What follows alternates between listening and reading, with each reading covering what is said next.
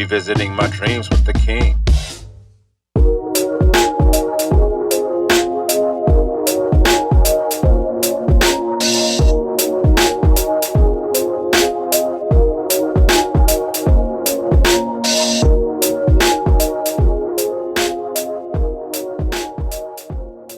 For sure. I can't wait. And mom's an entrepreneur, so your bloodline is entrepreneurs. That's it. That's Work for it. self. Yeah, that's all I know. I mean, I was raised in an entrepreneurial environment, like you Yes. said. That's all I know. My grandmother, LaKenya's beauty salon, and my mom took over the beauty salon and pops, and then I don't know if you recall, my uncle and aunt, Charlzetta and Freddie, had Corner Stop Cafe in Vallejo for a few years. Guitar. There was a lot of bands on Loafers, man. Yeah, There was musicians on Loafers. Project Soul, that's what they were called at the time. They Project used to Soul. practice at the Confunction. They used to practice across the street at James Fuller House, and that was Mm-hmm. the brother of Carl Fuller. Mm-hmm. So we got a chance to have bands there. Then they went off to Memphis and did the Chitlin circuit. Then they came back as Confunction. As a youngster, I paid attention. Mm-hmm. We knew Mm-hmm. who might have been the perv on the street. We Right. knew who was drunk on the street, Mm-hmm. who was violent on the street. We Mm-hmm. also knew if you go down the street and you mess up, it'd be the second corner or the first Exactly. corner. Exactly. Now you kind of might get your ass whooped down the street, spanked or whatever you want to call it. Now Mm-hmm. you're trying to rush to the house and take the phone off the hook because So then it wasn't no call waiting. yeah, You try to take it off, and so when they call and you get that second whipping, you don't want it to happen. So you hoping that phone is. exactly. Yo, good people, welcome to another episode of The Ride, a journey to your dreams. I'm your host, Johnny King III, aka Still Chill Leroy, and this is the Revisit Your Dreams podcast show, exclusively on the Revisit Your Dreams channel right here at youtube.com. Want to thank you for being here today. Want to thank you for joining us. Have a very, very special guest today, an exclusive episode. I'm excited about this episode, but I'd like to remind you first what we're doing here at Revisit Your Dreams. Here at Revisit Your Dreams, we provide inspiration, motivation, encouragement. We explore real life stories of trial, error, and success, maybe even provide a few laughs along the way. Welcome again to season 3 of the podcast. There's a lot of going on in the world right now. You could be anywhere doing anything. So I want to thank you for being here and sharing a moment with us today. We hope you're celebrating and honoring Black History this month in some way.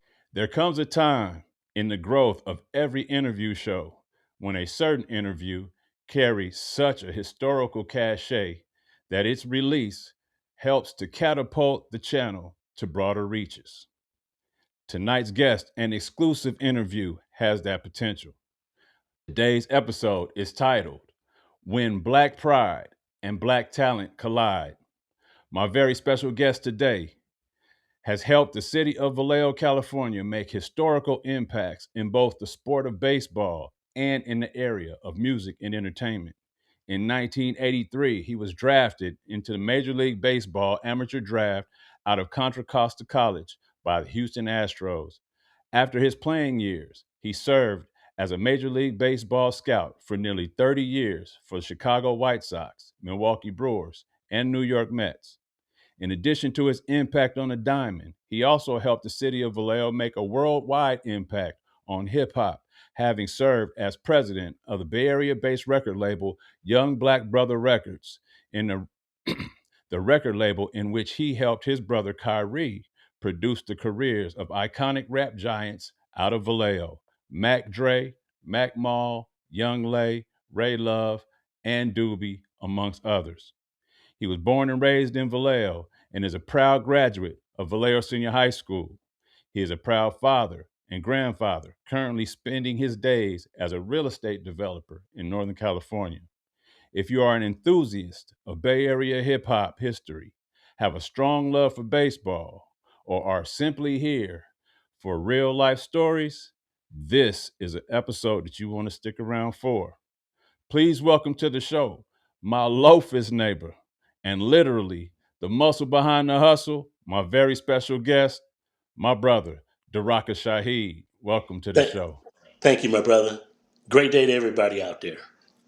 Thank you for being here, man. Looking forward to this. This is going to be a good one. I like to start each episode by letting the audience know how I know each guest. Up until this point, every single guest that I've interviewed, I think we're on. This might be my 30th, 32nd, 33rd interview, something like that. But every single guest that I've interviewed has been someone I know personally. This guest is no different. We grew up in the same neighborhood, although he is a little bit older than I am. I remember him as a young kid, looking up to him as an older kid in the neighborhood, an older teenager in the neighborhood, an athletic, kid in the neighborhood. And I remember his brother as well. So a lot of history there in Loftus, growing up around that neighborhood and the stomping grounds of North Vallejo. But Daraka, how I like to ask you, what recollections do you have of you are a little older than me. So what recollection do you have of me when I was younger growing up in Loftus?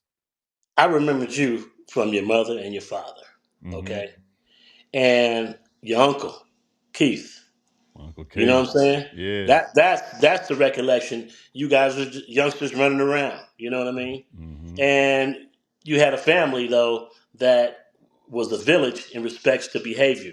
You guys wasn't no knuckleheads running around. You Mm-hmm. had a certain amount of manners and that kind of thing. That's the impression I get. It was a positive environment. That's what Yeah. I remember about you. That's dope. I appreciate that. Yeah. I mean, It's real. Maddie and Denise were getting that tail, man.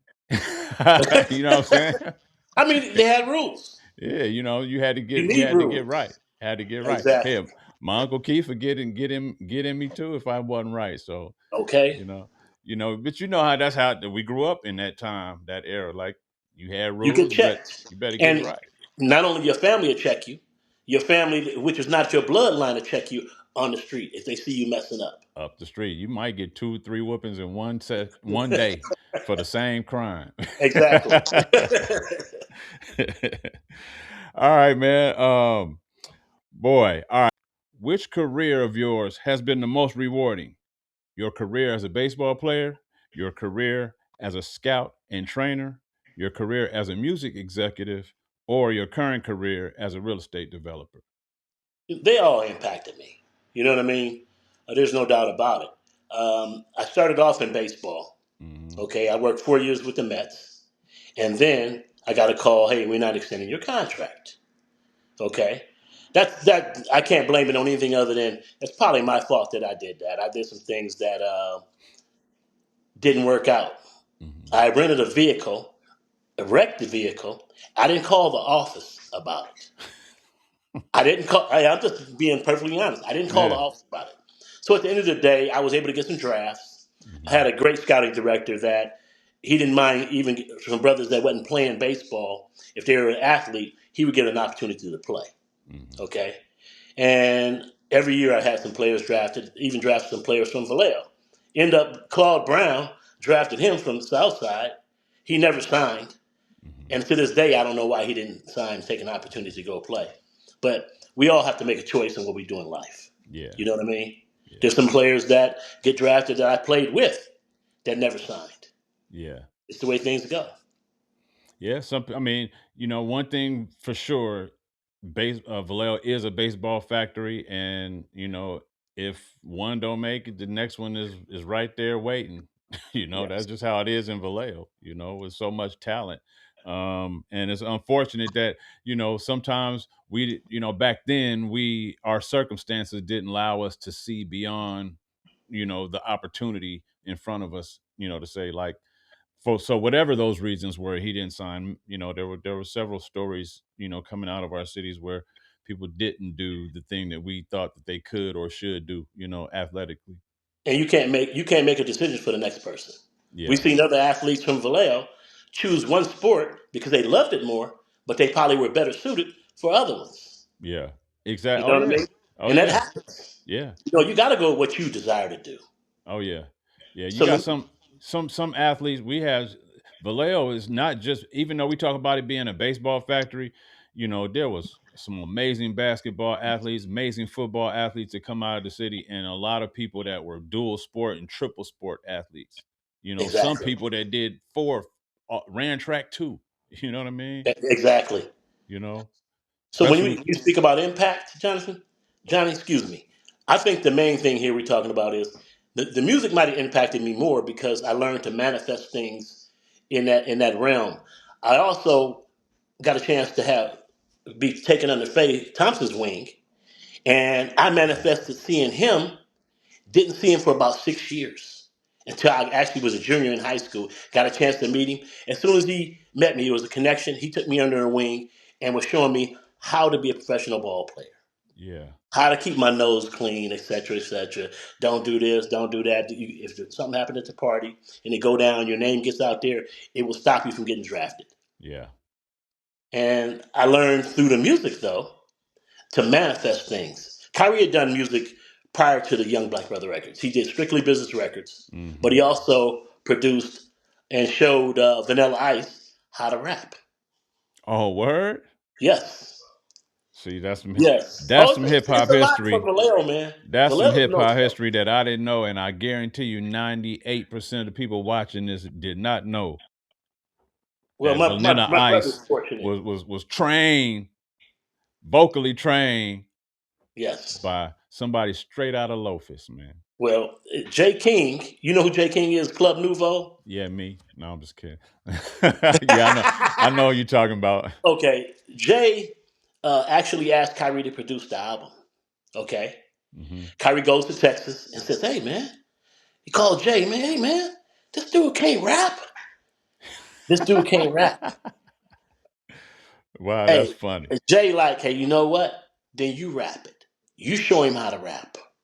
Wow, Okay, so it's things that happen, man. That that's it is very crazy. instrumental towards your future, and Yeah, sometimes you don't know what's going to happen when it's going on. yeah, Now, Jay used to come. Kyrie, he can talk. He could speak the King's English. He used to come to our high school when we were juniors and seniors and speak and take an hour up in lunchtime. And he'd have 30 to 40 students in there giving their lunchtime up, listening to him speak about politics and about yeah, life. yeah, Jay King was one of them. yeah. Okay? One of the people listening to him. Yes. Yeah.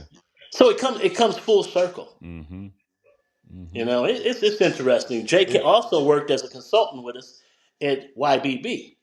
He actually taught me how to go to radio, how to deal with some of the figures and that kind of thing in order to put the record label together and keep things running. Yeah. Man, that's so much. It's so much history in Vallejo. So much history in Lofus. Even just in your circle of when he says YBB, we're talking about Young Black Brother, YBBR, Young Black Brother Records.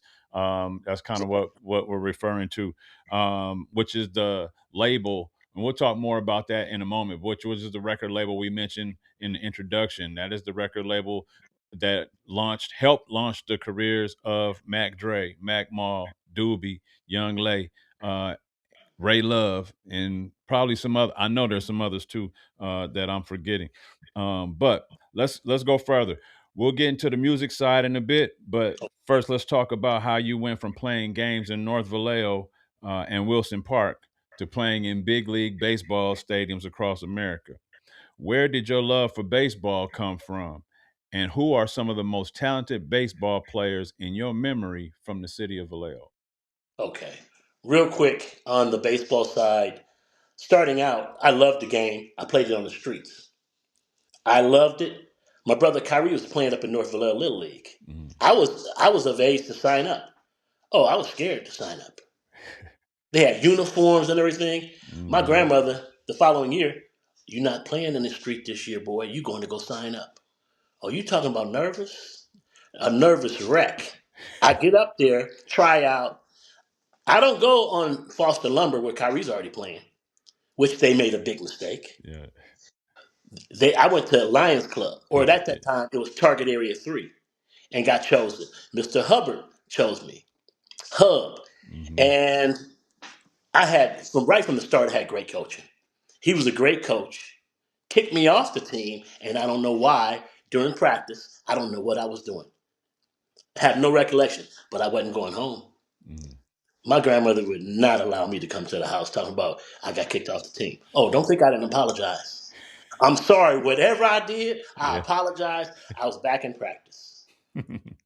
I mean, it's just I love the discipline part of it though, Yeah. because that straightened me up. Whatever I was doing, maybe I wasn't conscious of it, but I know one thing: I was on good behavior from that point on, Hmm.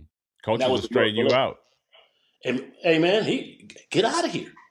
If you don't want to do how we doing it, whatever it is, see you. Yeah. You Yeah. know, that was that good love. Yeah, and that's also part of the competitive nature of sports, even at a young age in Vallejo, baseball in Vallejo. Like everybody wanted to play. You didn't. You was a little afraid, but most kids wanted to play. You know, especially I remember those teams you mentioned were brand icons in North Vallejo, Foster Lumber and Kiwanis Lions.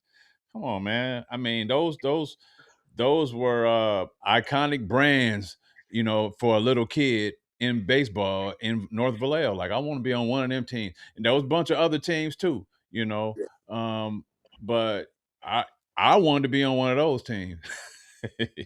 You You know know, what I'm saying? hey, we definitely set the trend. I played on the minor league team with Kevin Travelers. Hmm. Okay, we played on the same team. Every year in Little League, we were on the same team. We went to the majors the next year, and that was the Lions Club and that kind of thing. We had Mr. Chooks. Hmm. Let me tell you how organized we were. Every team played on Saturdays. Hmm. You play about 1 o'clock or 2 o'clock. I remember. The major league teams. There's only four of us, Yeah, 4 teams. We could work out at 8 or 9 in the morning, a full workout, go back home, get a meal, walk back up to North Vallejo and play. man. We did that every Saturday. You think we were? Y'all was Our ready. butterflies were gone. We were Yeah, ready to play. y'all was ready. Yeah. We kicked tail. Yeah, I bet y'all did because y'all was always ready. It wasn't no nerves. Like we did this about an hour ago. We was up here doing this. Okay, exactly. We were relaxed, ready to do this. And remember, I was saying scared to go and play. I didn't Hmm. know how to put my uniform on, even though Khayree. I, I didn't. I guess I didn't pay attention. Yeah. Jeff Williams told me, "Man, I thought you was terrible because you didn't know how to dress." But I could play. I was Yeah. one of the better players. End up, you know, that's the way Yeah. things go. Sometimes you don't know until you actually get out there and experience it and then realize that you can do certain things. Yeah.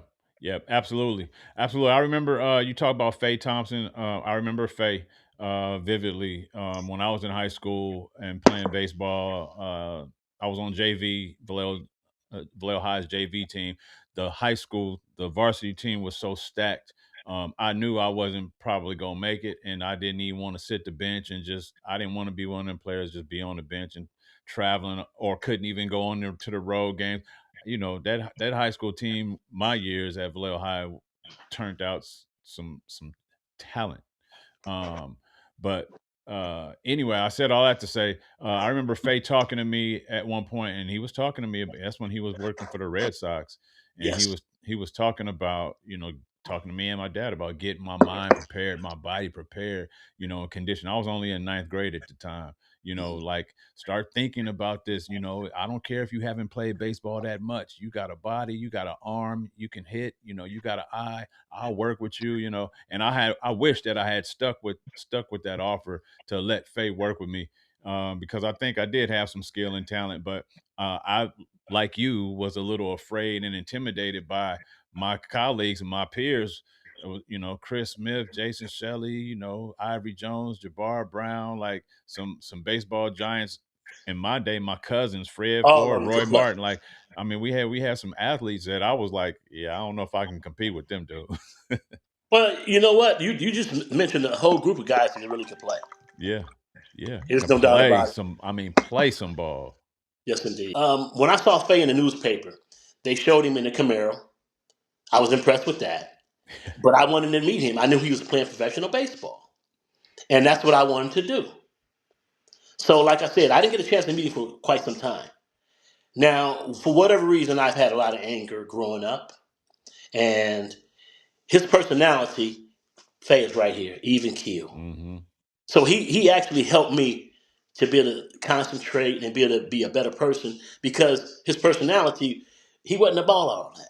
Hmm. Me, I was a hothead. Always was a hothead. It's not as quite as strong as it used to be. That's probably because testosterone is not as strong as it used to be. You know what I'm saying? I'm just Yeah. saying. It's. Sometimes you meet people in life, and sometimes you might manifest them. And I speak about manifestation because a lot of times we have to teach ourselves everything that we want to do that we can do it, and we can actually achieve things by doing it like that. Mm-hmm. Um, I'll touch on it now and go back at a later date. We used to manifest when things got low because we had a team working for us at YBB. Mm-hmm. Okay, at Young Black Brother Records, we had a team. We had a promotional team. We had people working in the office, and things might get a little low on the cash side. Khayree and myself would say, "Hey, man, go down to the mailbox. It's a check for us." We didn't have on our ledgers that it was a check coming. Hey, Mm-hmm. it's a check for us down there. We both said it's a check down there. We got a check down there. We would go down there, and you know what? Half the time it would be a check. But Khayree already did the work. He had produced other people. He had sold records through Strictly Business Records, Mm-hmm. and that's where Mac Dre signed initially with Khayree, Renault, and Rick Nelson Mm-hmm. with Strictly Business. That's where he got to start as far as professionally getting money. Mm-hmm. Okay. Now he started rapping in school and on the streets and everything. That was his base. But as far as a record label, it was Strictly Business Records. Mm-hmm. And my brother was a producer, and Rick and Renault were the money people and whatever the business they were doing at the time. Mm-hmm. You know. Yeah. Just so all right. Definitely there's we getting ready to dive deeper into the music part now because I feel the itch coming to talk about it. And because we got a lot to talk about on that front. And you know, YBB is an iconic brand in the city of Vallejo, is an iconic brand in Bay Area hip hop history and in hip hop history in general. So let's talk more about it. But I still do have another question for you. After graduating from Vallejo High School, you went on to play college baseball before being drafted into the league by Houston Yes. Astros in 1983. Hmm. Statistics posted online of your rookie campaign in 1983 as compared to your sophomore year in A ball in 1984 show marked improvements. Your batting average, on base percentage, and slugging percentages all increased significantly. Then the stat sheet went blank. What happened? Why did playing the sport of baseball end for you in 1985? Okay. To start off, in '83, I got drafted. I got drafted in baseball. There's a heavy story there. I had the ability to go play professional baseball. I was given the opportunity to play professional baseball. One of the main reasons I got a chance to play is my body. I was a left-handed hitter. I played shortstop. But when I add my tools up, as I learned as a scout, I was fortunate to get a chance to go play professional baseball. All the players that get drafted are not to go to the major leagues. Some of the players that get drafted is to be around the players that are talented enough to be on the major league level. That's really, they call it organizational players. Mm-hmm. So the first 10 rounds, they figuring, not that you won't have players that get drafted later, but those first 10 players is basically what they think it has a better chance to make the major leagues. Mm-hmm. Okay? It comes down once you're playing, then you're all out there together. Now you might be unfortunate you don't have enough money behind you and you have same statistics or a little better than the other guy that got some money. Mm-hmm. You coming home. It's an Yeah. investment. You know what I'm saying? Mm-hmm. But I got drafted. Let me tell you this story. I don't know if you will even want to put this in there, but you can because it's the truth. I'm working at Contra Costa, raking the field. The scout comes up from Sacramento and he sees me working on the field. So he got to think I love the game. Mm-hmm. I did, but I was also getting paid. So I know that played a part because he actually mentioned it to me when he signed me. Mm-hmm. I love baseball so much, he could have made money. I got $1,000 to play. If he'd have said, hey, we're going to need $5,000, I'd have told him, give me some time, let me come up with it. That's how bad I wanted to play. Yeah. And I learned how to play and how to go about being a professional through Faye's work ethic. He taught me how to work. But when I went out to go play the first 2 weeks in Florida, I couldn't breathe. I was putting that much pressure on myself. I couldn't breathe, Mm. bro. Anxiety or Oh man, big time. yeah.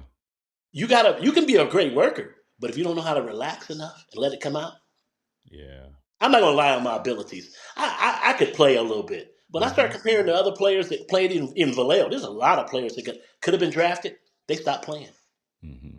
They stopped playing. They're a lot more talented than me. Period. Mm-hmm.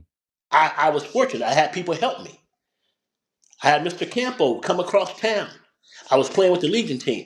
Come pick me up on a Sunday, take me to Wilson Park with him and his son, throw his BP, hit me ground balls, bring me back home, and then he would go back to East Vallejo.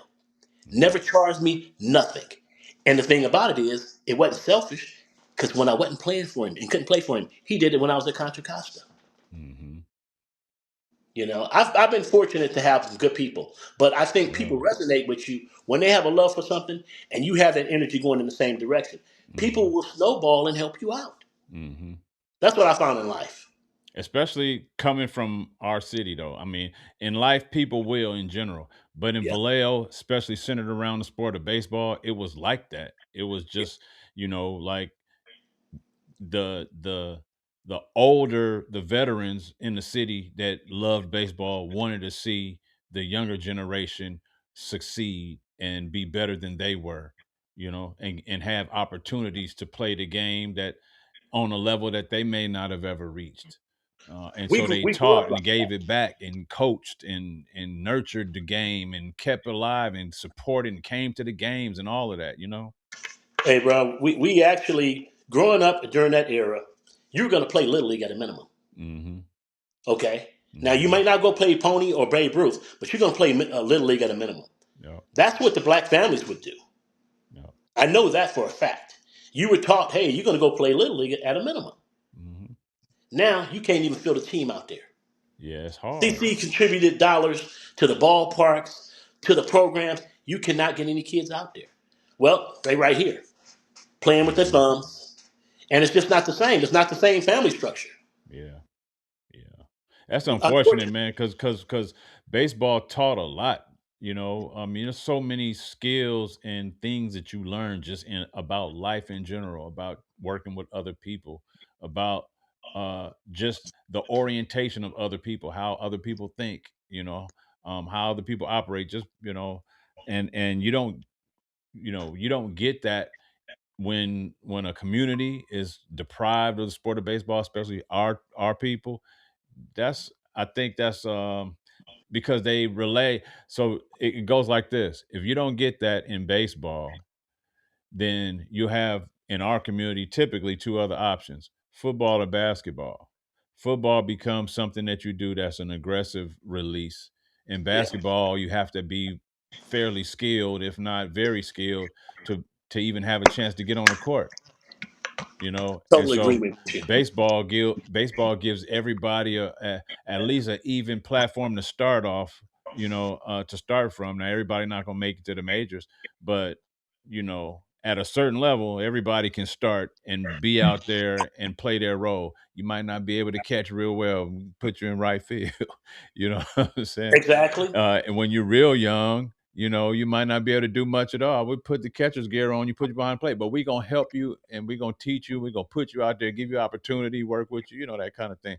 That's just how it was in baseball, and you don't get that in the other sports. So it's unfortunate that North Vallejo, even with all the money that CC has put into North Vallejo Little League, that it's not getting the numbers and the turnout. Yeah, it's been destroyed with number one is the equipment is a lot. It's a lot more expensive than grabbing one basketball or one football and being able to play it. That's true. The travel sports has really ruined the baseball from that standpoint. Baseball, you succeed only 3 times out of 10 as far as the hitter is concerned. So it Mm-hmm. teaches you actually when you fail at something, it's not failure, it's a learning experience. Mm-hmm.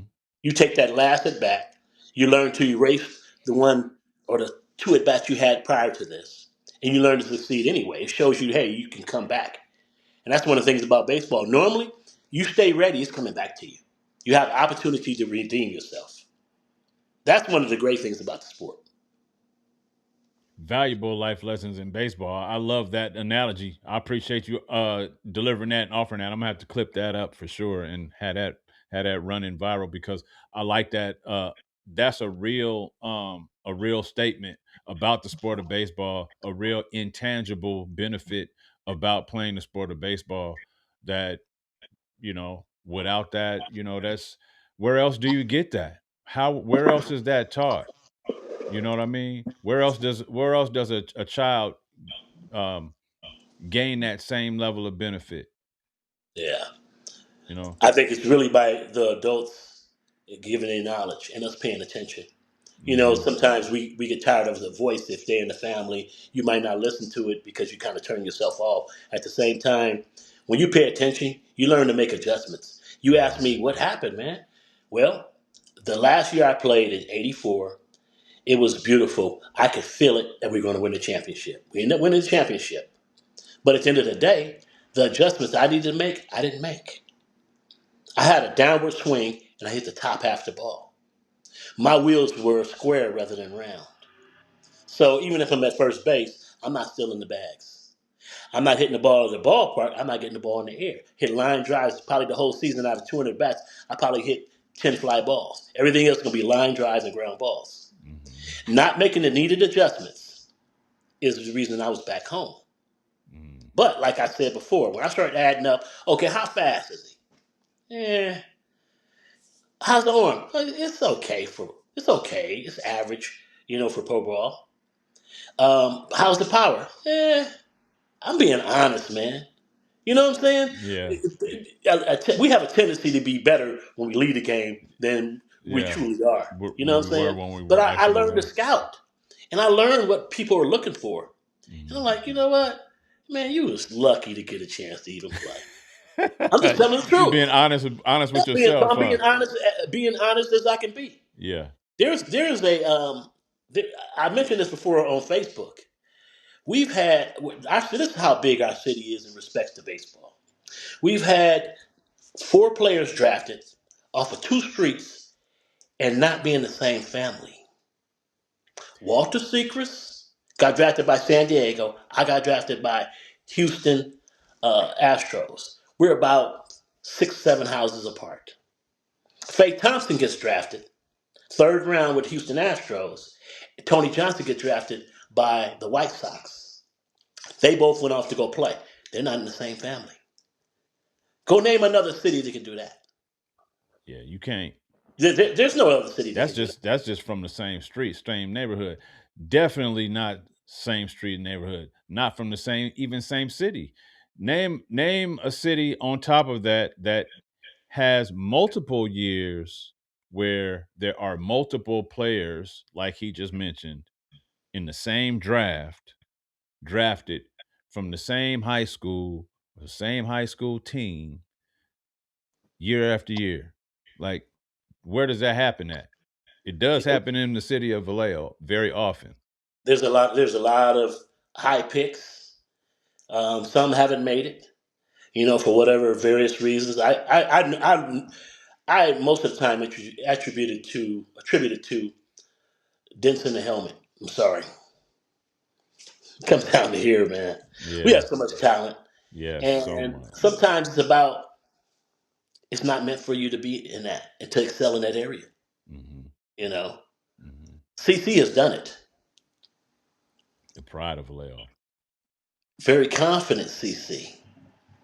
I saw CC. I was out of baseball at the time when I saw him pitch in high school up at Woodland. Hmm. He played against a guy named Tony Turcato from Hmm. Woodland High School. Hmm. Tony got drafted ahead of CC.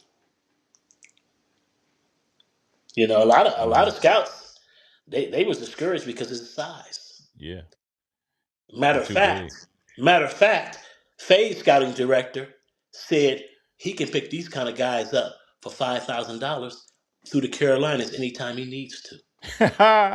That was Wayne Britton. Where? Where they at? Exactly. Where they at? Well, I'm just saying the arrogance of some people. That was Yeah, also I the know. Boston. That was also with the Boston Red Sox. Yeah, They signing black players now, but their policy. They actually had a chance to sign Willie Mays. they weren't The fooling with him. Boston owner Yaki, he didn't want to deal with your kind, my kind. Mm. Yeah, I'm just it's saying, it is what it is. yeah, it's affected. That's why. Well, that's why CC went to the pinstripes and beat him. and he's a Hall of Famer in pinstripes. I mean, City of Vallejo, CC is the to me the reflection of all of the years of sacrifice over and over and over in everybody's life, in everybody's baseball life in Vallejo. You talked all about the stories of being coaches taking you from one side of town to the other for practice and not charging you a penny year after year and helping you buy equipment and all this kind of stuff. Like all of those moments, CC Sabathia winning the World Series, CC Sabathia becoming the highest paid player in all of baseball, CC Sabathia winning a Cy Young, CC Sabathia being a World Series MVP, CC Sabathia being a Hall of Fame, first ballot Hall of Famer. He's the culmination of all of those moments for everybody that has ever played baseball in Vallejo, man. I saw CC playing professionally when he was in the Carolina League. The White Sox had there in Winston-Salem, they have a complex, a stadium and everything. Mm-hmm. He comes out to "It's Raining Game." The That's what he music, comes out to. yeah, And then that was the song that Mac Dre had the that's lyrics dope. on. That's And dope. he came out to that. But before the game, I got a chance to talk with him for a short moment. And they had signed a player. And he said, Daraka, man. He said, man, they gave him 16 million, man. He said, man, he's okay. And this afternoon, CC might have got what, 3 million or something like that. I'm not sure exactly even what he got. But the Yeah, whole point, underpaid. financially, it wasn't comparable. No. But he knew what he could do. He knew what he could do. It comes down to here. Yeah. Those guys that excel, those guys are mentally strong in that Mm-hmm. environment. Mm-hmm. Because even though you have fans that love you, those same fans, as soon as you don't sign their autograph, they cussing you out. Yeah. So Yeah. they have to have a thick skin, man. Yeah. Well, And you those gotta, stadiums are built up like that. I mean, it's a whole bunch of people in those stadiums. and they don't care nothing about you like that. No, If you're not hitting a home run or striking somebody out, they don't care. You know? I mean, it's fortunate though. I would say this. Remember when he stopped because he had substance abuse with alcohol? Mm-hmm. The fans really didn't get on him, and that I appreciate because Appreciate we it. talking about New York. Yes. They was understandable enough to cut him a pass, even Yeah. though he couldn't help him in the playoffs because he wasn't available. Mm-hmm. That I thought that showed some character. Yeah. I appreciated I got that to give him too. respect to that. I got to give him respect for that. Yes, I appreciated that too because the fans they could, and I thought, like you said, I thought New York fans was going. When I heard the news that he was stepping away, I was like, "Oh, they finna rake him under the coals, I man." thought the same thing. And I'm I glad thought that the they same didn't. thing. Yeah, It didn't happen, yeah, and it was nice. I mean, there might have been a few, but it didn't. It didn't get publicized, and I really thought that was a lot of character of caring right. about the human rather than not just what he could do for you. Yeah, absolutely, absolutely, man, man of the people, man. All right, man. We could keep talking all day about baseball. We could keep talking all day about CC because baseball is big in Vallejo. Let's talk about a deeper subject than that layers hometown life Hmm. with talent, opportunity, and tragedy. In 1991, Mike Robinson, known as the Mac, also from our home turf of Lofus, was fatally shot in what is said to have been a case of mistaken identity. I remember this news and feeling a bit numb because I knew and I saw him as a kid, as an athlete, that had gotten taken from us, and he was just starting to get introduced to us in rap in his music. And I remember being excited. He was just a few years, older than me, but I remember being excited about, somebody from my neighborhood is actually doing it. But um, that was the first time that I had heard of a gun related death in my world as a young kid. So talk Yeah. about Mike Robinson and the influence or the impact that he had on you, on Khayree, on the label, and what his wrongful death meant to the future of Strictly Business Records. Okay, the Mac. That's the Scales family, Okay, yeah. right That's down the what I street. thought. Mm-hmm. Uncle Steve, Larry. Mm-hmm. To me, it hit hard. There's no doubt about it. But Mm-hmm. Mike was very mature for his age, man. He was very mature for his Yeah, age. I He was the remember. one that put it down. He went over his grandmother's house, and he did his records from the Crest when he Mm-hmm. was doing it. And as we've seen, what sprung out of that, Mac Mall, Mac Dre, all those guys. Now, Mac Dre might have had his name by then. I'm not sure. Mm-hmm. Okay, so I can't. The time period, I was an observer from the outside. My Mm-hmm. brother was doing the music and everything. I was into the baseball. Mm-hmm. So I really wasn't into the music and knowing everything that Mac was doing or Mac Dre or any of the rest of them. I was doing my thing on the baseball side. But to me, it's like I didn't say he grew up fast, but he was very mature for his age. Mm-hmm. You know what I'm saying? Mm-hmm. You didn't want to mess with Mike, the Mac. Yeah. As a man, you didn't want to mess with him. He'd put him on you. Mm-hmm. He had that kind of strength as a young man. Mm-hmm. And it's almost like it was premonition for whatever reason. He gets shot in a mistaken identity, you know? And I think at that time, it kind of brought both sides of Vallejo together a little bit because we've had our issues and that's some things we dealt with on the music side and everything. And it's Mm-hmm. like, we didn't grow up like that. That wasn't in our era. We Okay. didn't, we lived everywhere. Yeah. We go visit cousins. We Beverly Hills, South North Vallejo, Vallejo, South Vallejo. West Here, yeah. Vallejo, North Vallejo. That didn't matter. But for the Rancho didn't youngsters, matter. whatever reason, they started feeling like that was something to fight for. The blocks when you don't even own Yeah. them. And I don't know where that came from, but I know that it's been perpetuated through the music. There's no Mm-hmm. doubt about that. Mm-hmm. And You maybe think also the rock cocaine really did that. you think it's been perpetuated in through the music in and for the city of Vallejo? I Sorry, think bro. it's been perpetuated in the music. Period. I Yeah. mean, we started having conscious rap and that kind of thing. If you listen Mm-hmm. to Mac Mall's rap, he'll let you know about the street, but he has some heavier meanings in life. And even Mac Dre just Mm-hmm. showed that as well. Mm-hmm. Ray Love, Young Lay, Young Lay Mm-hmm. split from the street. It's been a lot of tragedy, man. The Yeah. music was great, but it was a lot of bad energy swirling around, man. And we Yeah. stayed from our standpoint. We stayed prayed up. You got Cease that passed away from the Crest from somebody shooting him from the south side, and that was a lot of tension. We Mm-hmm. actually ended up with Holmes in the studio in the court in Glen Cove. We're sitting ducks. Mm. Anybody want to come by and da da da da da da, they could have done that. Yeah. Our mindset was, and I know my mindset was, you know what? Ain't nothing gonna happen. We ain't in the streets like that, but we still had artists that was in the streets like that. Mm-hmm. You know what I mean? Mm-hmm. So to me, it was a very cautious time, and you had to be cautious because people aren't responsible, and they don't love themselves. So how they gonna love you? Yeah. You know what I mean? Yeah. If you're conscious of what's going on, and you're conscious of people's families and everything, you make better decisions. Mm-hmm. But when you're young and dumb, then that's not the case. We still And got it going on today.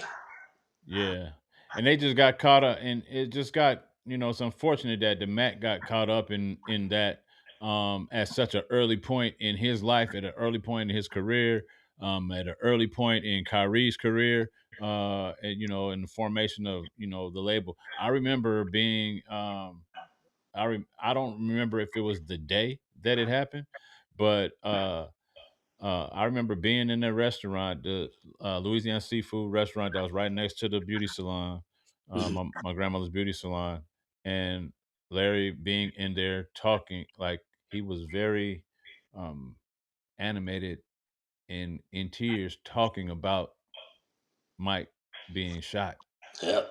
I remember that. That impacted me as a kid. You know what I mean? To Yeah. see, and I didn't put two and two together at the time to know that his relationship to Mike. I just know that he was very, very distraught. Yeah. You know? As his nephew. Yeah, yeah, That's just it's man, just take your way in here. You know, yeah, there's nothing you can do about it at that point. You just hope there's no more carnage come out of the yeah, situation. and it wasn't as if he did something. It was mistaken identity. Yeah. You It know. was that was man, that was so unfortunate, bro. So unfortunate. Like that was some good music. If y'all have a chance, go search the Mac, MAC. The Game is Thick, the album that was released. I don't know if it was released prior to his death, Yes. but I was released prior to his death. The Yes. album is called "The Game Is Thick" by the Mac. That was one of Kyrie's first production outputs, and the solo album of the Mac. Um, Man, that's where Young Black Brother Records got its start. That's where the career of Mac Dre and Mac Mall also happened to get a little bit of spinoff of their start. But let's keep moving forward. You served as a president of the label Young Black Brother Records. How did the label turn from strictly business records to Young Black Brother Records?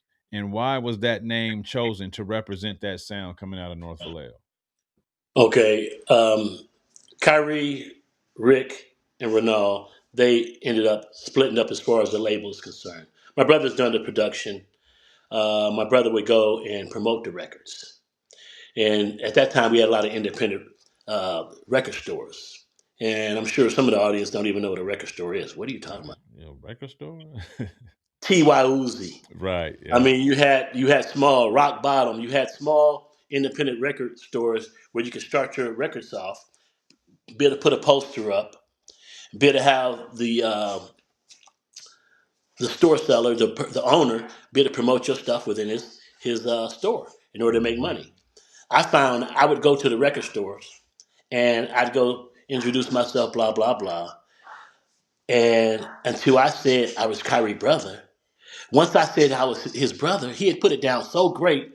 Then it's like I'm getting hugs. Yeah. How's he doing? And now I got front position on putting posters up. And Hmm. I realized then, I said, man, he really put it down. Yeah. He really put it down with the personality. And I was like, man, this is how I need to have it. Major Kyrie effect. rescued me. He said, hey, man, I told you they wasn't going to do nothing. Even though, like I said, it was my fault as far as not continuing with the Mets. But it was Yeah. meant to be. So he said, hey, come and work with me. So Jay would teach me, Kyrie would teach me.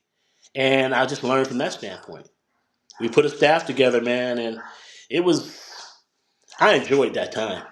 You just pivoted from straight out of scouting and into. Did you go straight into being president, or did Yes, you in did the you role, do but I was, several roles? no, that was my role. Jay taught me. Hmm. And it's strange because I spoke about Vanilla Ice before. Kyrie's telling me, hey, man, hey, this dude cannot rap. But he said he can dance his ass off. I immediately said, he going to be a star. He going to be a star, Kyrie. That's what I told him. Hmm. If we like his music or not, the motherfucker became a star. Excuse He my sure language. did. He Boop. did. He became a star. He did. I mean, we still know. I don't know Ice, Ice if Baby. you are a hip hop head. I don't care what genre of hip hop you like. If you grew up in the 70s, 80s, and 90s listening to hip hop, you know almost all the words. At least you know the hook to that song. You know who's singing. You know what he looked like. You know what kind of dances he was doing on the video. You know how his hair was spiked. All of that. Yeah. You So know. I learned the business through Kyrie, through Yeah. Jay, and we had a great staff. Rob Nonis, Tony Johnson, Hmm. Andre Holmes, Mark St. Augustine, um, JJ, my cousin. You talking about hitting the streets? At that time, you wasn't driving. But if you'd have been driving around in the cars, you'd have seen snipes everywhere. That means posters all on walls. Hmm. They put posters in the middle of the freeway. They Mm. was not messing around. We had Yeah. a street team, the Young Black Brother Street Team. Canvas They put blanket it down. everywhere. Yes, Telephone poles, bus stops, exactly, everywhere. exactly. They put it everywhere. Yeah. They wasn't messing around, man. So we had a lot of help, a lot of good energy to get help. It's not just done by one person, two people. No, it can be. It's a lot of people that start pulling for you. Had a lot It, of fan support from through schools. We had representatives that would help out and pass posters out or whatever in schools. Mm-hmm. So You can't do it alone. And I want the audience to know, if you are listening to this and you still haven't grasped the magnitude of Young Black Brother Records, let me reel it back again a little bit. Okay. This is not just some average amateur record label that we're talking about. Okay. The entire hip hop world knows who Mac Dre is culturally. All right. They may not be familiar with all his music. They may not even be familiar with a lot of people what Mac Dre even looks like, but they heard the name before and they know that the name is respected in hip hop culture across the board. So you do a little bit of further deeper research on the name Mac Dre, dive and drill a little further, you start getting to this man over here or over here. I'm not sure what side of the camera he's on. um, but you start getting to Khayree Shaheed, Daraka Shaheed, Young Black Brother Records, Lofus, Ray Love, Dubee, all the Young Lay. You start getting into those stories, all those people, those names that we just mentioned, Mac Mall, right?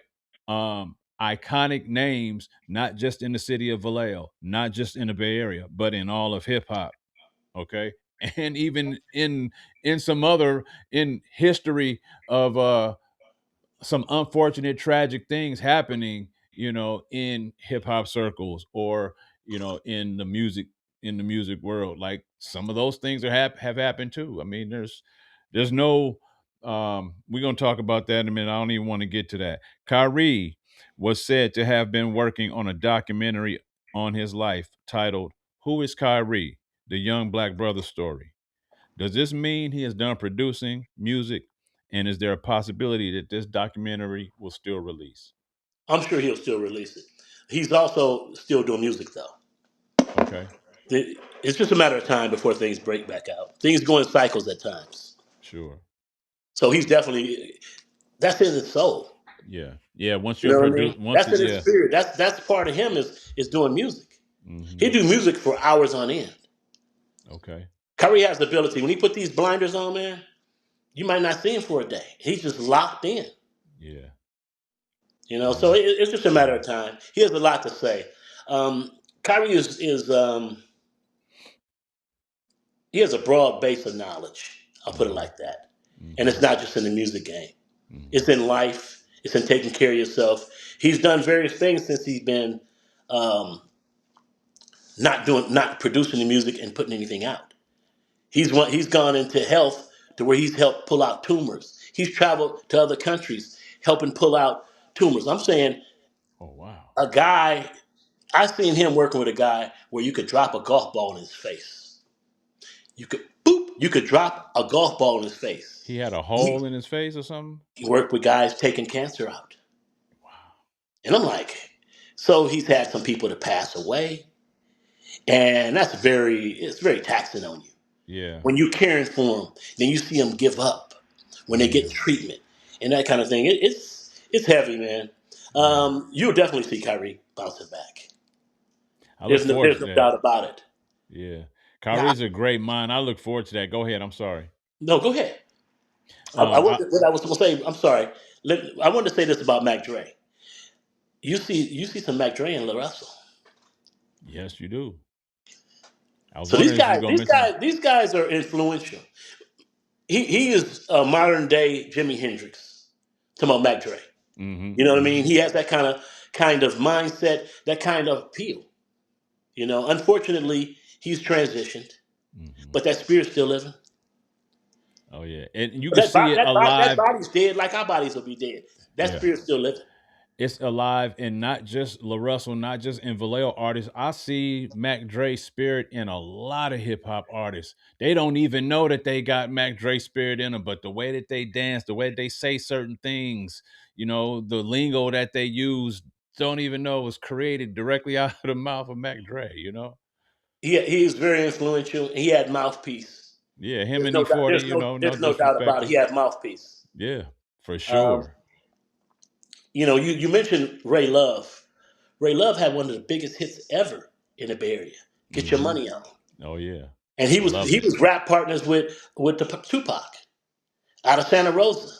Yep. So that was through Strictly Business Records. I was going to ask you about Ray Love because he got respect in Vallejo as if he was a Vallejo artist, even though he was from Santa Rosa. And it was probably the power and respect that Khayree was, you know, cachet that Khayree carried ahead of him. Because I remember when Ray Love came out, we knew he was from Santa Rosa, but we was repping him just like it was Mac Dre or B40. You know what I mean? Yes, yes, yeah. Yeah. He's a down to earth person, very knowledgeable. If you Mm-hmm. listen to his lyrics, hey man, this dude heavy. Mm-hmm. Now those kind of guys, they're not really trying to have that promoted out there. They're really Right. not trying to. Let's just face it. It is what it is. Mm-hmm. But they don't really want to see success other than chains, diamonds, and they want us chasing certain things as youngsters that Mm-hmm. really don't matter as far as a person is concerned. They're not Mm-hmm. really wanting us to have the education and the foundation to be entrepreneurs and to lead things. We're living today, right now, where we don't hardly have, maybe in Atlanta, but we can't, and maybe I think in Southern California. Name a grocery chain. Go ahead. Just name a random grocery chain. A grocery chain that we own. Can't. So we have to blame ourselves. Yeah. We can say they kept us down. And one of the greatest things is we're so great, we don't recognize it. We don't recognize our history. It's all been twisted. At the Mm-hmm. end of the day, once we find out who we are, then we can become the kings and queens that we're supposed to be. To get back to that, yeah. Yes. That's where it comes, the knowledge, passing the knowledge forward and understanding, like you said, embracing who you are, learning who you are and embracing it. Yeah. Will get us back there for sure. For sure. All right. When Mac Dre went to prison, the release of the next album project included verses that Dre recorded over a landline telephone from jail. Who was the mastermind behind pulling off that magnetic concept, and how did that get arranged? I think that was Kyrie all the way. He was able to do. I don't think Mac Dre could hear any music. I think he had a timer or something where you could click and he spit over top of it. But rapping from jail, he was able to pull off him and Kyrie. So I want to give Kyrie all the credit. Mac Dre, not being able to hear music, could put it Yeah, together yeah. and did it. You gotta give Mac Mall credit though for keeping his name out there as well. After the fact, Mac Mall kept He, kept he it kept kept the he, buzz he alive for him. yes, he kept it in his music. Mm-hmm. That was his brother. So he kept Mm-hmm. it in his music. Mm-hmm. You know, Yep. it's very key. You have to one sponges off the other. Mm-hmm. You know what I mean? Mm-hmm. You're stronger together than you are as individuals. Well, they both helped to, develop the brand that is now Thiz Nation, Yeah. together, with that force and that drive. So, man, very impactful, very influential. If y'all have not also tapped into Mac Mall's career and legacy and history, go tap into his albums. Very iconic. I'm gonna have the image on the screen here of his first two albums, so y'all can go check those out. Um, with heavy production by this man's brother. All right. What do you think was the most successful project ever released on Young Black Brother Records, and who do you think was the most successful artist overall from the camp? Um, on Young Black Brother, it had to be Mac Mall. We put everything into Mac Mall. Street campaign, radio campaign. Um, he had Ghetto Theme that was directed by Tupac. We Mhm. had Last Night was directed by Tupac. That was his directorial debut. Mac Mall had Ghetto Theme playing on the radio. He had That was Wide Open Tupac's playing. directorial debut. Yes, Wow, history right yes, there. yes, indeed. Tupac's directorial debut was Mac Mall's video for Ghetto Ghetto Theme. Thing. Yep. And you look at it, it's a dope video. Oh yeah, a dope song too. Yes, indeed. Yes, Yeah. indeed. I So use that song a lot still when I make posts on Facebook. I use that the is that instrumental to right? that. Yeah, often. Yeah. But keep So I would going. say he's the one that really, as far as Young Black Brother Records. Then he went off and he developed his own label, and he signed with a major label, and it went from there. But he got his foundation at Young Black Brother Records. We put everything Absolutely. into his situation. Absolutely. Yes, the packaging, the artwork, the production, the mastering, the marketing, but dope project. So Mac Mall was you believe probably is the most successful overall because of how much you guys put into him as an artist. Yes, I mean Mac Dre was more successful, but he wasn't with Young Black Brother Records. Right. He was So just he was with Strictly Business. he And was in then strictly business. Then he so went one out and he did his own thing from there. So once Strictly Business stopped existing and became Young Black Brother Records, at that point, Mac Dre is no longer working with Kyrie and you. Well, he was when he was still in. Okay. I mean, he was Oh yeah, yeah, yeah, yeah. yeah, He was still he in. was in, and Yeah, so when he got out, he did his own thing. I got you. I got Yeah. you. Okay. All right. All right. Moving forward, Young Lay. His story, unfortunately, more commonly includes conversations about the family tragedy he suffered and endured, where his infant son was kidnapped and his girlfriend was killed on the scene, as well as his time in prison, more than his music repertoire. Wow, he was a very dope rapper, straight out of Vallejo. I love listening to Young Lay's music. What He Young Lay was sick, man. What impact did Young Lay's career have on the label? And what path forward did his two situations create for you and the label? you just talking about a tragic situation, man. I mean, there's nothing, that- man. Yeah, very. You can't. Very unfortunate that somebody would do what they did. You know what I'm saying? Hmm. And then the Yeah. son gone for a long time, or for about 3 or 4 years, and then circle back to where he actually comes back to the same city and able to get him back. Hmm. And it's a trip because time flies for me. And I was saying earlier, don't get me twisted on the times. Hmm. He's an adult now. The The young boy kid. is an adult now. Yeah. Yes. So it was Lay getting shot. Hmm. I Yeah. mean, just hey man. That's what I mean. Like, how did that impact the label? Because you talked about, all right, just to circle back just a little bit. We talked about Mac Dre going in.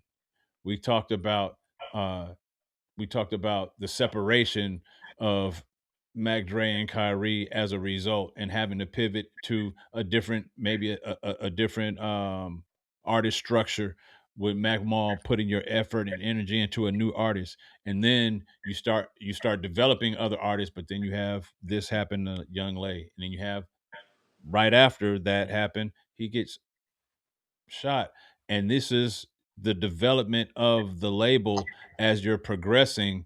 You're trying to stay ahead of the bar, but Mac Dre goes in.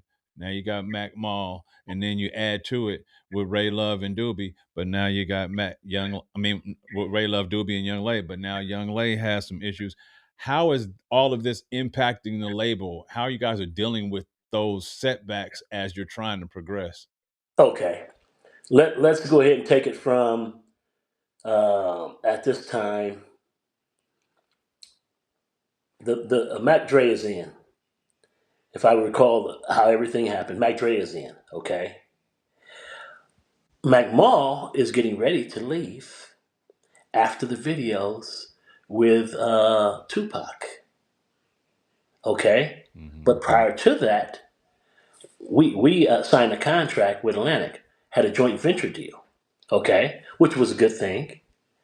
Um, so good thing happens, then Mac Mall goes on because we didn't handle our business and hold him to the contract. We didn't run his contract through the courts. Is regardless of what you do for somebody else, people are going to look out for themselves. Hmm. Okay, and the thing is, we'd have been stronger together if we'd have stayed together, Yeah. and that's not the way it worked out. Okay, so certain things happen, and I look at it like this: rather than look at it negatively, this was meant to be. You know what I mean? It was meant to be. It was if the things that work out exactly how they worked out was how it's supposed to exactly work out. Mm-hmm.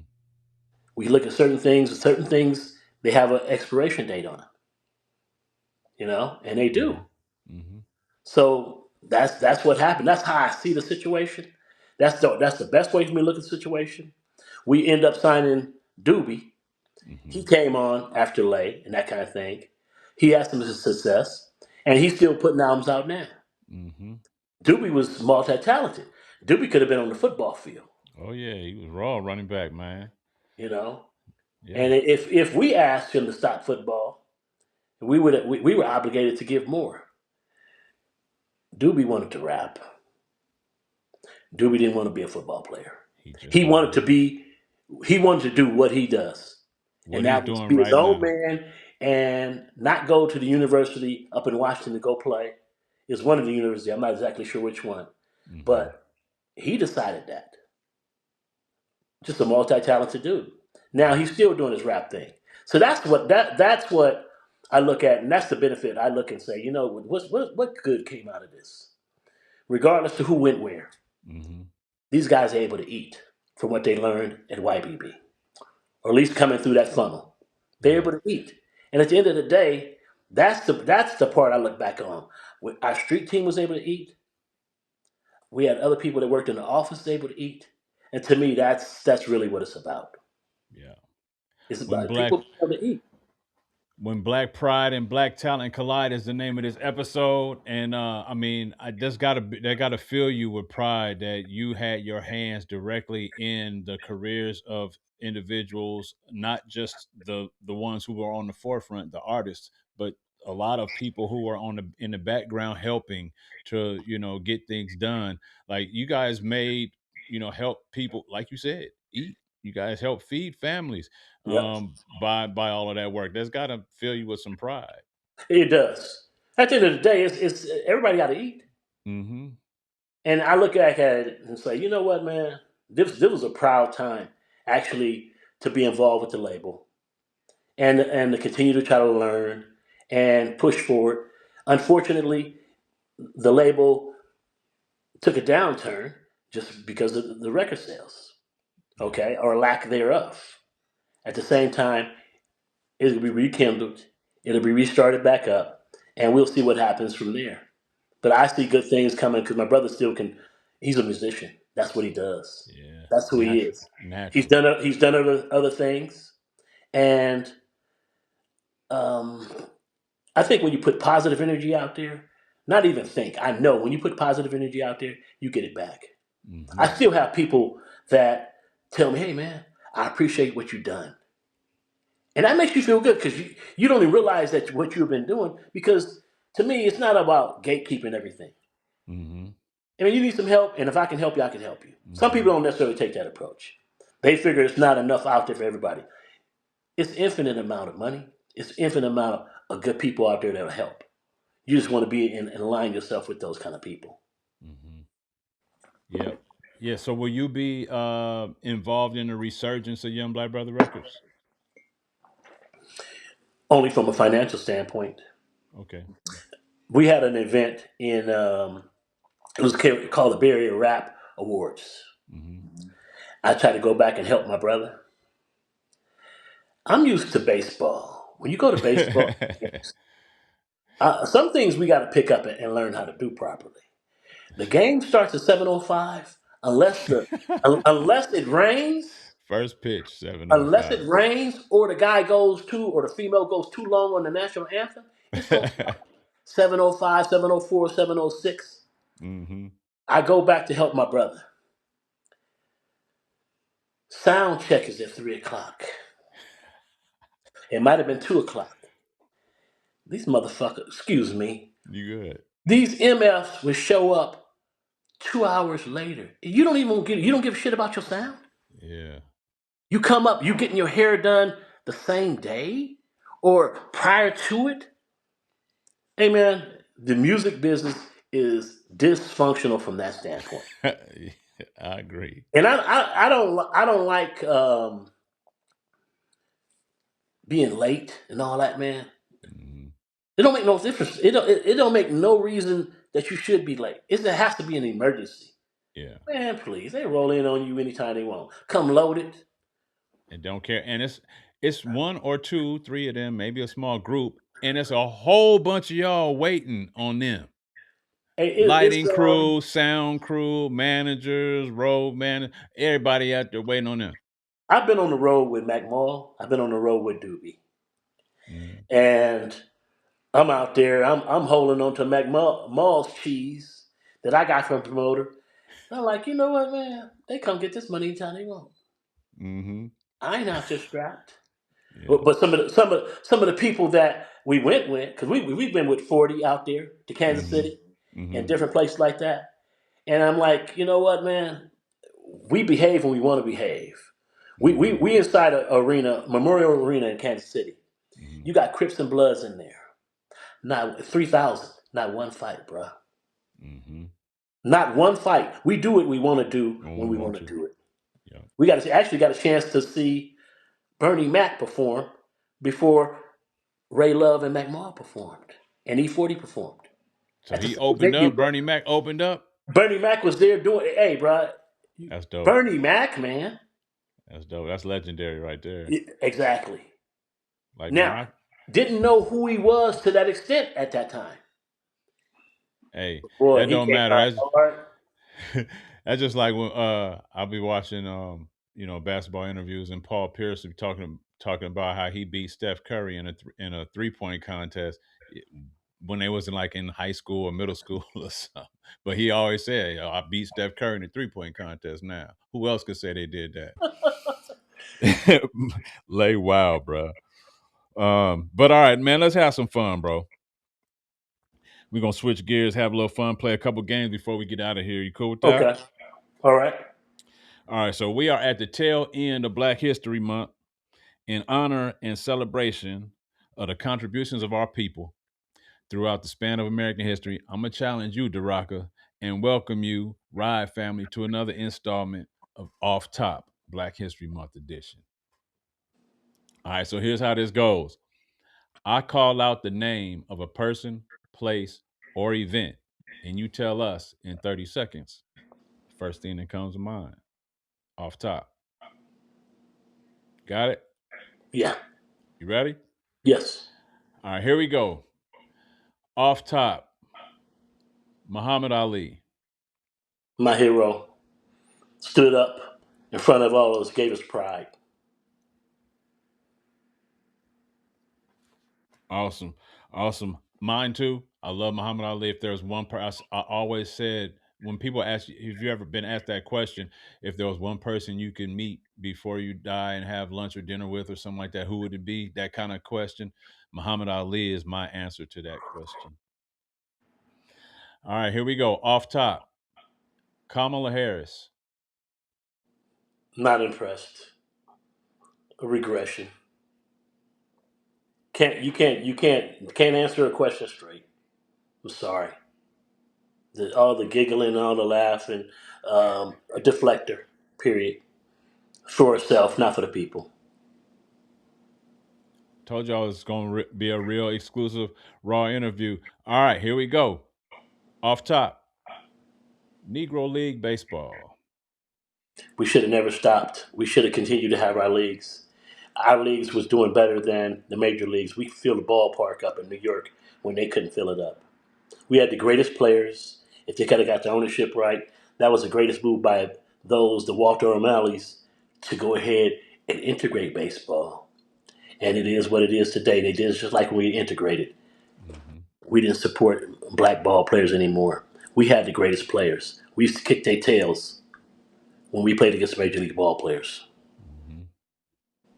Sure. I wish we could go back to not document, but to display more of that history of Negro League baseball because to to be reminded of the dominance like you said, that once was baseball players baseball in America, it didn't look like it looks now. You got to It go. didn't. You got to go to Kansas City.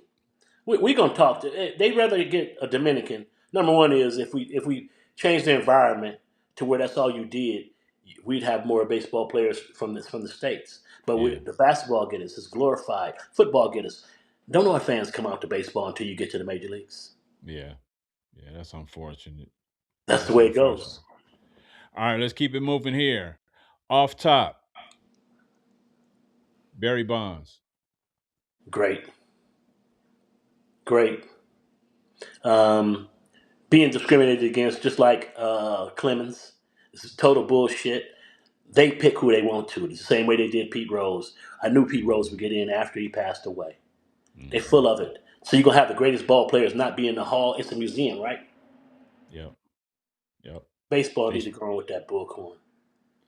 I agree with you 100%. They should be in there. There's people in there that did the same thing or did worse that's in there. There's people in there Thank you. that, yeah, there's, They're gonna there's, I pretend they're mean, not. They pick and it. they put them on the pedestal. They pick and choose. Yeah, They they pick and put them on the choose. pedestal. Yep, for sure. All right, here we go. Off top, Monet Davis. Oh, Nate Davis. She had a good arm. It was nice to see her get publicity. I think she's playing in college somewhere, or maybe even a little. I'm not sure she's playing another league. I think she went to go play in college. Yeah, She was they talented. She was talented.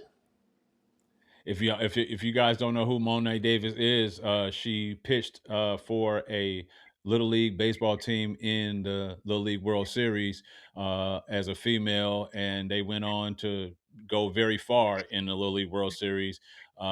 She's had documentaries and movies made about her, and to follow up on what you just said, I believe they just started or they're starting a professional women's baseball league coming up, I believe, this season, 2026, and they had a draft and everything, and Monet Davis was drafted in the first round of that draft. So dope, amazing. All right. I was wondering if you remembered who she was. Not everybody knows who Monet Davis is, Yeah, but she has presence about her. She I has knew you presence. as a baseball head would probably recognize who that was. All right, here we go. Off top, Colin Kaepernick. He stood up. Some people wanted the first thing they wanted to blame it on because they said he really didn't want to play football. I heard the negative stuff. He wanted publicity. He stood up. At the same time, we had a lot of misinformation when you get the Black Lives Matter and that kind of thing in. Last one, off top, Tupac Shakur. Very talented, very inspirational. Um, Two sides, just like a Gemini. Very influential though. Mhm. Good heart. Yep. Yep. Bet. All right. So off top, we had Muhammad Ali, Kamala Harris, Negro League Baseball, Barry Bonds, Monet Davis, Colin Kaepernick, and that is Daraka Shaheed's take on Tupac Shakur. Thank you, my brother, for playing this edition of Off Top. That was fun. I enjoyed your You're welcome. responses. You spent a lot of time playing baseball, but you also spent a lot of time in the music game as president of Young Black Brother Records. So, Mr. Yes. President, Mr. Record Executive, I can't just let you off that easy, right? You from Vallejo, and like every other guest from Vallejo, I usually play around in a rotation of music curation with my guests from Vallejo called the V List. So it's Hmm. time for another edition, another installment of the V List. Yee.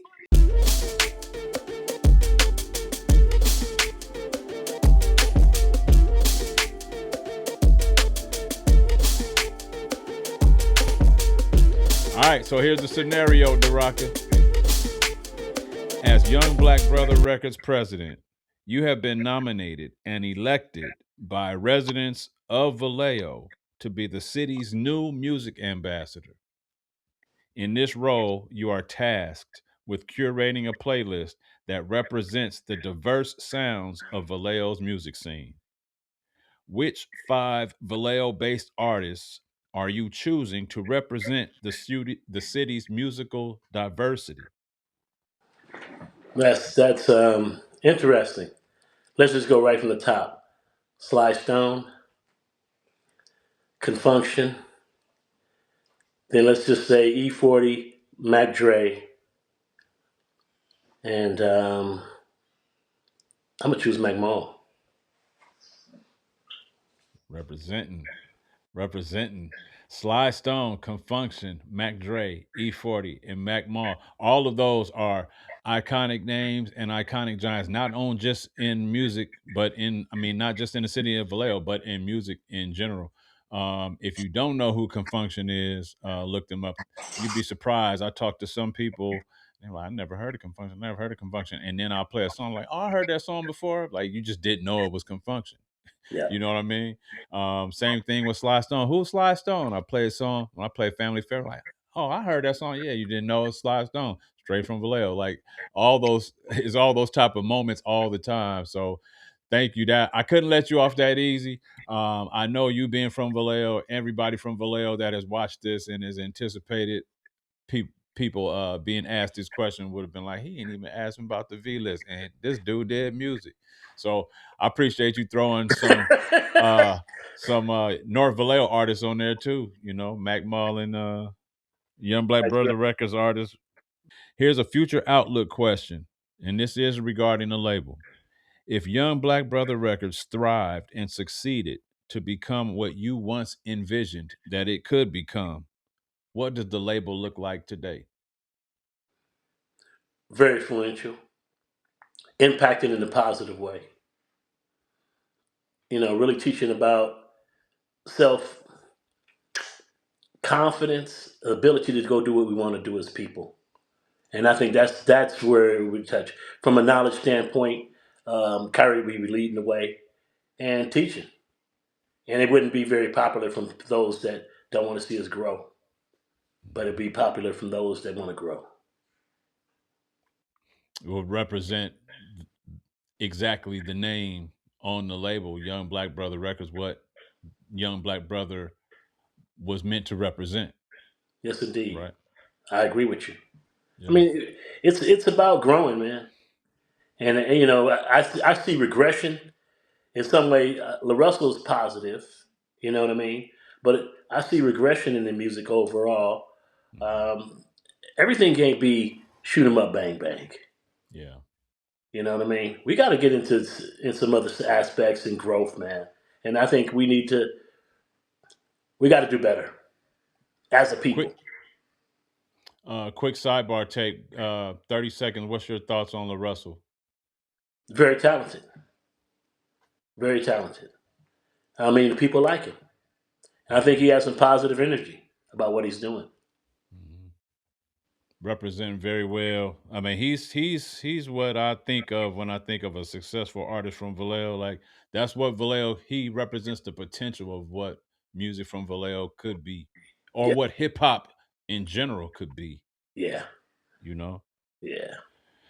All right. If you were to give a motivational speech to a room of aspiring artists and athletes from Vallejo of varying ages and experience levels, what would you tell them about preparing to pivot or having a backup plan for when plan A ceases to function successfully? I would take this is to me. Take those positive experiences you had and success. Remember that feeling and take it and apply it to whatever else you want to do. Because all it boils down to, if you can conceive it in your mind, you can achieve it. But you have to stay consistent in maintaining the right mindset. What we tell ourselves is the most important thing. It's not what we hear on the outside. It's what we continue to tell ourselves. Mhm. That's why you see a person like, man, how you make it? Because he got it's in here. Or you Mhm. want to equate it, it could be in the heart. At the end of the day, that's what it's about. Claiming what you want and believing you can get it. And understanding that. That's what it's about. Belief for real. And if the mind can conceive it, you can achieve it. I know that's cliche-ish, and it came from, originated out of the words of Jesse Jackson. Rest in peace to, Reverend Jesse Jackson, the late Jesse Jackson. But yeah, for sure. It is all about belief. We're gonna wrap it up, Daraka. I'm gonna give you an opportunity to share with our audience anything that you personally would like to share with them about your experience in baseball, about your experience as a record executive with Young Black Brother Records, or anything about life. This is an opportunity if you have a business, a product, a service that you'd like to expose and present or promote. There's an opportunity for you to do that as well. I thank you for engaging in this interview with me and going deep as you did. There were some topics that we could have discussed a little further, and maybe it'll be an opportunity for another episode later on in the future. But I'm gonna give you the opportunity right now. The platform is yours, my brother. Share what you like. Okay, May 1st, 2024. Had a baseball game in San Jose, California. 6:45 start, 7:30 I walked away after realizing that I didn't do the job just for money. I realized that who I was working for, not the owner, but the staff I was working for, they had a regime change. It was time for me to go and to concentrate and do what I want to do for me. And it's about me at this point, and it's about being able to take care of my family and realizing that, you know what, I can change and do what I want to do, and it's up to me to make it. And I have no fear on changing careers and going to real estate development. And I do want you to interview me at a later date so I can show people how I manifested the wealth in which I have. And that's really about understanding who you are as a person, having confidence. If you truly believe it, you can make it happen. That's all it boils down to. Everything Mhm. I've done, I've manifested in one way or another. People in my life, I've manifested in one way or another. And now it's about staying positive and staying consistent. Mhm. That's what it's about for me. And not being selfish, because at the end of the day, we got to make this better. The whole world better, man.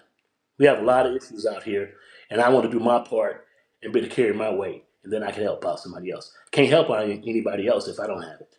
Mhm. Mhm. Other Put than your mask on. Put your mask on first before you assist someone else with theirs. okay, exactly, like you're on the airplane.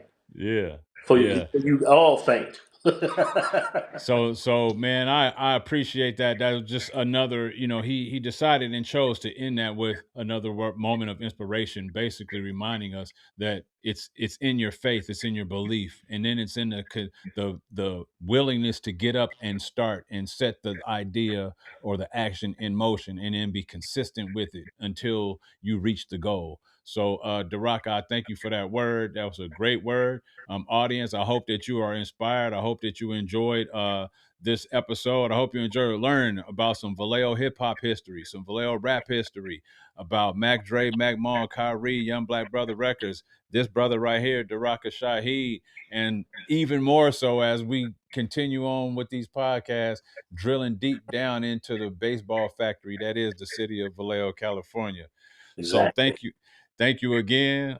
This was fun. I enjoyed it. I want to remind you guys our episodes air Thursdays, 8 p.m. Eastern Standard Time, 7 p.m. Central Standard Time, 5 p.m. Pacific Standard Time for all our people out there on the West Coast. And once again, I want to remind you again to like, subscribe, and share. And we'll see you on another episode of Revisit Your Dreams real soon. One Appreciate love. you, Johnny. Appreciate you. We out. All right. Yes, sir. Hang tight.